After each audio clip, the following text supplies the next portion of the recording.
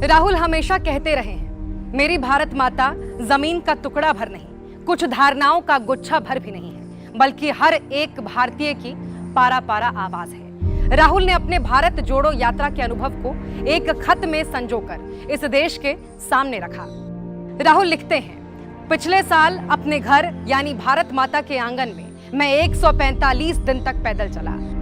समुद्र तट से मैंने शुरुआत की और धूल धूप बारिश से होकर गुजरा। जंगलों, चारागाहों, शहरों, खेतों, गांवों, नदियों और पहाड़ों से होते हुए मैं महबूब कश्मीर की नर्म बर्फ तक पहुंचा। रास्ते में अनेक लोगों ने मुझसे पूछा, ये आप क्या कर रहे हैं? आज भी कई लोग मुझसे यात्रा के लक्ष्य के बारे में पूछते हैं, आप क्या खोज रहे थे? आपको मिला क्या? असल में मैं उस चीज को समझना चाहता था जो मेरे दिल के इतने करीब है, जिसने मुझे मृत्यु से आंख मिलाने और चरैवेती की प्रेरणा दी है, जिसने मुझे दर्द और अपमान सहने की शक्ति दी और जिसके लिए मैं सब कुछ न्यौछावर कर सकता हूं। वर्षों से रोजाना वर्जिश में लगभग हर शाम मैं 8 से 10 किलोमीटर दौड़ लगाता रहा। मैंने सोचा बस 25, मैं तो आराम से 25 किलोमीटर चल लूंगा। मैं आश्वस्त था कि ये एक आसान पदयात्रा होगी, लेकिन जल्द ही दर्द से मेरा सामना हुआ। मेरे घुटने की पुरानी चोट जो लंबे इलाज के बाद ठीक हो गई थी, फिर से उभर आई। अगली सुबह लोहे के कंटेनर के एकांत में मेरी आंखों में आंसू थे। बाकी बचे 3800 किलोमीटर मैं कैसे चलूंगा? मेरा अहंकार चूर चूर हो चुका था। भीनु सारे ही पदयात्रा शुरू हो जाती थी और ठीक इसके साथ ही एक भूखे भेड़िया की तरह दर्द हर जगह मेरा पीछा करता और मेरे रुकने का इंतजार करता। कुछ दिनों बाद मेरे पुराने डॉक्टर मित्र आए, उन्होंने कुछ सुझाव भी दिए, मगर दर्द जस का तस रहा। लेकिन तभी कुछ अनोखा अनुभव हुआ।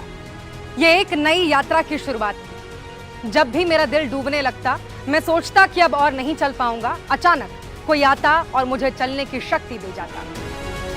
कभी खूबसूरत लिखावट वाली 8 साल की एक प्यारी सी बच्ची, कभी केले के चिप्स के साथ एक उजास बुजुर्ग महिला, कभी एक आदमी जो भीड़ को चीरते हुए आए और मुझे गले लगाए फिर गायब हो जाए, जैसे कोई खामोश और अदृश्य शक्ति मेरी मदद कर रही हो। घने जंगलों में जुगनुओं की तरह वो हर जगह मौजूद थी। जब मुझे वाकई इसकी जरूरत थी, ये शक्ति मेरी राह रोशन करने और मदद करने वहां पहले से ही थी। पदयात्रा आगे बढ़ती गई। लोग अपनी समस्याएं लेकर आते रहे।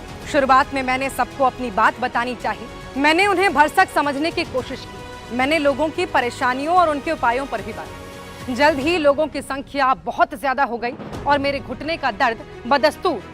ऐसे में मैंने लोगों को महज देखना और सुनना शुरू कर दिया। यात्रा में शोर बहुत होता था। लोग नारे लगाते, तस्वीरें खींचते, बतियाते और धकियाते चलते। रोज का यही क्रम था। प्रतिदिन 8 से 10 घंटे मैं सिर्फ लोगों की बातें सुनता और घुटनों के दर्द को नजरअंदाज करने की कोशिश करता।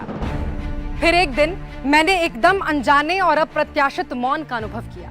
सिवाय उस व्यक्ति की आवाज के जो मेरा हाथ पकड़े मुझसे बात कर रहा था, मुझे और कुछ भी सुनाई नहीं दे रहा था।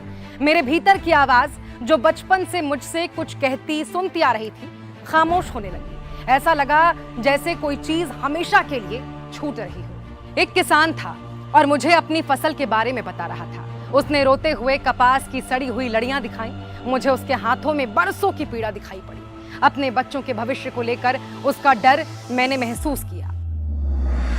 उसकी आंखों के कटोरे तमाम भूखी रातों का हाल बताते थे। उसने कहा अपने मरणासन पिता के लिए वो कुछ भी नहीं कर पाया। उसने कहा कि कभी कभी अपनी पत्नी को देने के लिए उसके हाथ में कौड़ी भी नहीं होती। शर्मिंदगी और विपत्ति के वे लम्हे जो उसने अपनी जीवन साथी के सामने महसूस किए, मानो मेरे दिल में कौंध गए। मैं कुछ बोल नहीं पाया। बेबस होकर मैं रुका और उस किसान को बाहों में भर लिया। अब बार बार यही होने लगा।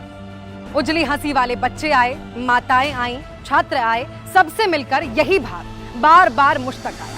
ऐसा ही अनुभव दुकानदारों, बढ़ियों, मोचियों, नाइयों, कारीगरों, मजदूरों के साथ भी हुआ। फौजियों के साथ यही महसूस हुआ। अब मैं भीड़ को, शोर को और खुद को सुन ही नहीं पा रहा था।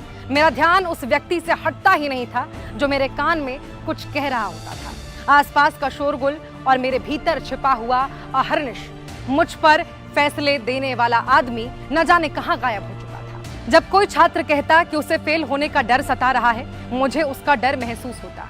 चलते चलते एक दिन सड़क पर भीख मांगने को मजबूर बच्चों का एक झुंड मेरे सामने आ गया। वे बच्चे ठंड से कांप रहे थे। उन्हें देखकर मैंने तय किया, जब तक ठंड सह सकूंगा यही टी शर्ट पहनूंगा। मेरी श्रद्धा का कारण अचानक खुद ब खुद मुझ पर प्रकट हो रहा था। मेरी भारत माता जमीन का टुकड़ा भर नहीं, कुछ धारणाओं का गुच्छा भर भी नहीं किसी एक धर्म, संस्कृति या इतिहास विशेष का आख्यान, न ही कोई खास जाति भर, बल्कि हर एक भारतीय की पारा पारा आवाज है भारत माता। चाहे वो कमजोर हो या मजबूत, उन आवाजों में गहरे बैठी जो खुशी है, जो भय, जो दर्द है, वही है भारत माता। भारत माता की आवाज सब जगह है। भारत माता की इस आवाज को सुनने के लिए आपकी अपनी आवाज को, आपकी इच्छाओं को, आपकी आकांक्षाओं को चुप होना पड़ेगा। भारत माता हर समय बोल रही है। भारत माता किसी अपने के कान में कुछ ना कुछ बुदबुदाती है, मगर तभी जब उस अपने का आत्म पूरी तरह से शांत हो, जैसे एक ध्यान मग्न मनुष्य का मौन। सब कुछ कितना सरल था। भारत माता की आत्मा का वो मोती जिसे मैं अपने भीतर की नदी में खोज रहा था, सिर्फ भारत माता की सभी संतानों के हहराते हुए अनंत समुद्र में ही पाया जा सकता है। राहुल गांधी, वायनाड के कांग्रेस सांसद।